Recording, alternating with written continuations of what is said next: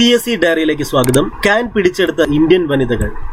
പായൽ കപാഡിയ സംവിധാനം ചെയ്ത all we imagine as light എന്ന ചിത്രം 77ാമത് കാൻ ചലച്ചിത്രമേളയിൽ ഗ്രാൻഡ് പ്രീ പുരസ്കാരത്തിന് അർഹമായി. അപ്പോൾ എന്താണ്? പായൽ കപാഡിയ സംവിധാനം ചെയ്ത all we imagine as light എന്ന ചിത്രം 77ാമത് കാൻ ചലച്ചിത്രമേളയിൽ ഗ്രാൻഡ് പ്രീ പുരസ്കാരത്തിന് അർഹമായി. അപ്പോൾ ഇവിടെ നോട്ട് ചെയ്യേണ്ട പോയിന്റുകൾ എന്നൊക്കെ പറയുന്നത് ഇതൊക്കെയാണ്. എന്താണ്?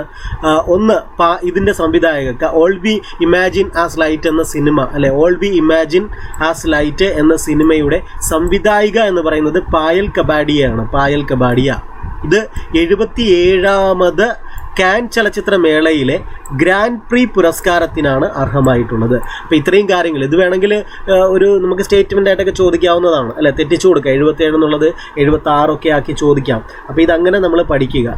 അപ്പോൾ എന്താണ്?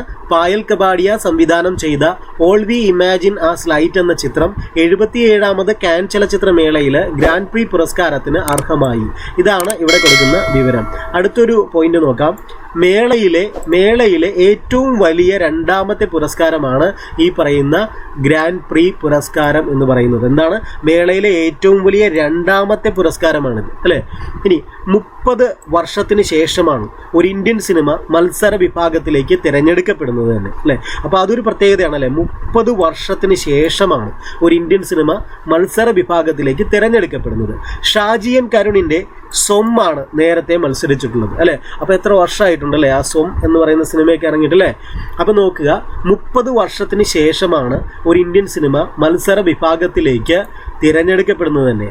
ഷാജിയൻ കരുണിൻ്റെ സ്വമാണ് നേരത്തെ മത്സരിച്ചിട്ടുള്ളത്.